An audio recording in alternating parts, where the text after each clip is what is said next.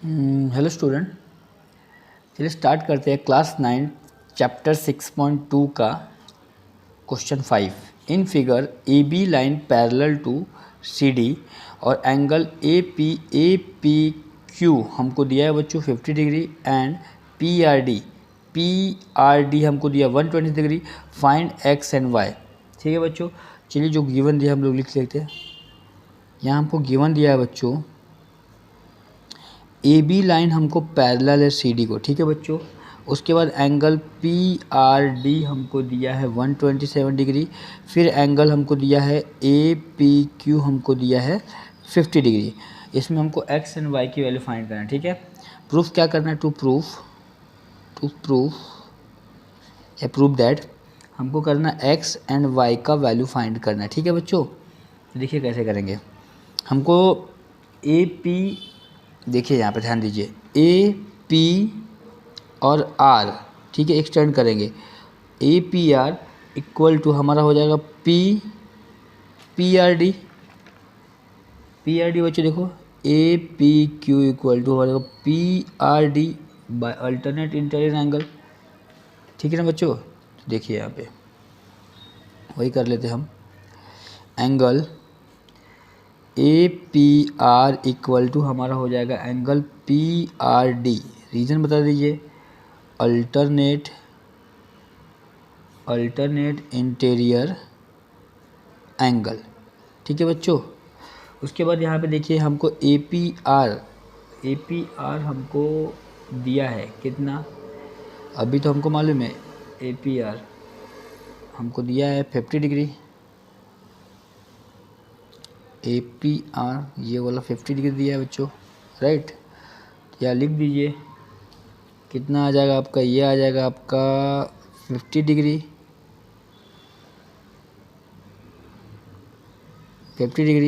Plus, sorry यहाँ पे ध्यान दीजिए, क्वेश्चन में ऐसा है कि इस लाइन में ए पी आर प्लस ये वाई इक्वल टू 127 डिग्री, ये पूरा राइट ना बच्चों। यहाँ ध्यान दीजिए 50 प्लस हमारा ये हो जाएगा y इक्वल टू 127 डिग्री, और ये उधर जाएगा माइनस हो जाएगा, तो y इक्वल टू हो जाएगा 127 डिग्री माइनस 50 डिग्री, तो y इक्वल टू आ जाएगा आपका ये 77 डिग्री। ठीक है बच्चों, y का वैल्यू हमको मिल गया। अब यहाँ ध्यान दीजिए x के लिए क्या है हमारा, एंगल x इक्वल टू, आप कह सकते हैं angle x equal to A P Q, x equal to A P Q. देखिए अगर इस डायग्राम को अगर आप एक्सटेंड करते हैं, देखिए हमारा अल्टरनेट एंगल, राइट ना बच्चों। तो यहाँ पे दिखा दीजिए एंगल x इक्वल टू हमारा हो जाएगा एंगल ए पी क्यू, आप कह सकते हैं अल्टरनेट इंटीरियर, रीज़न बता दीजिएगा, इंटीरियर एंगल। जो भी हम लिखते हैं बच्चों उसका हम लोग रीज़न बताते चलेंगे, ठीक है ना। तो इसका मतलब एंगल x इक्वल टू हमारा आ गया 50 degree. This is your answer. तो x का वैल्यू निकल गया 50 डिग्री बच्चों, और y का निकल गया हमारा 77 डिग्री। ठीक है बच्चों, चलिए नेक्स्ट क्वेश्चन नंबर 6 देखते हैं। देखिए बच्चों क्वेश्चन नंबर 6 क्या दिया। In figure P Q and R S are two mirror placed parallel to each other. P Q and R S are दो हमारे मिरर है, जिसको हम लोग मिरर शीशा बोलते हैं, जो आप लोग घर में देखते होंगे, ठीक है। And incident ray A B मेरा एक रेज है, कोई reflection, right. Strict the mirror से अगर हम लोग कोई एक रिफ्लेक्शन लाइट अगर देंगे तो ये रिफ्लेक्ट होकर यहाँ पे आया सी पॉइंट पे, फिर रिफ्लेक्ट होकर ये हो गया। तो P Q B at B, the reflected ray move along the path B C and strike the mirror R S at C and again reflect back along CD. Prove that AB and CD are parallel. कह रहा है बच्चों कि APQ and RS हमारे दो parallel mirror रखा गया है। AB एक कोई रिफ्लेक्शन राइट अगर रिफ्लेक्ट करेगा तो यहाँ से ये रिफ्लेक्ट हो रहा है, फिर यहाँ से आएगा, फिर वापस C पे रिफ्लेक्ट हो, फिर आ गया। हमको प्रूफ करना है कि ABCD हमारा पैरेलल है, AB पैरेलल CD को। ठीक है बच्चों, देखिए थोड़ा बेसिक एग्जांपल बनाते हैं, थोड़ा साइंस में भी आप लोग पढ़ेंगे। देखिए एक हमारा कोई एक मिरर है, राइट। मिरर का एक पोर्शन हमारा पेंट रहता है, ठीक है बच्चों। अगर कोई एक यहाँ पे लाइट या इसको रेज मान लो, कोई लाइट यहाँ पे रिफ्लेक्ट करेगा मिरर पे, तो ये ऐसे अगर हम लोग कोई टॉर्च या फिर कोई रेडिएशन या कोई लाइट अगर हम मिरर को दिखाते हैं, ये रिफ्लेक्ट होता है ऐसे, ठीक है ना बच्चों। तो ये हमारा ये कोई लाइट है बच्चों, मान लीजिए इसको हम कहते हैं इंसिडेंट लाइन, इंसिडेंट लाइन, ठीक है बच्चों, ठीक है। ये इसको हम आई से डिनोट करते हैं।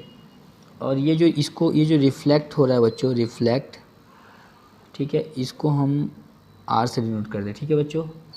यहाँ पे मान लीजिए कोई एक लाइन है बच्चों शो करने के लिए, ठीक है, ये एंगल। तो ये हमेशा क्या आता है, incident i is equal to हमेशा रिफ्लेक्ट आर रहता है, राइट है ना बच्चों, ठीक है। ये हमारा बोलता है बाय लॉ ऑफ रिफ्लेक्शन, ठीक है बच्चों। चलिए क्वेश्चन ये सॉल्व करते हैं। जो गिवन दिया वो लिख लेते बच्चों पहले हम। Given P Q parallel to R S, ठीक है। एक मिनट यहाँ पे आप लोग ध्यान दीजिएगा, मैं यहाँ से कुछ कंस्ट्रक्ट कर लेता हूँ, ठीक है बच्चों। इसका नाम मैंने दे दिया ई, और यहाँ पे भी मैंने कुछ कंस्ट्रक्ट कर दिया, इसका नाम दे दिया मैंने एफ़, ठीक है बच्चों। ये वाले को मैंने इसका मैंने एंगल 1 नाम दिया, इसका मैंने एंगल 2 नाम दे दिया बच्चों, ठीक है। और इसका मैंने एंगल 3 नाम दिया, और इसका मैंने एंगल 4 नाम दिया है, ठीक है ना बच्चों। देखिए आगे बढ़ते हैं, हमको प्रूफ क्या करना है वो लिख लेते हैं हम।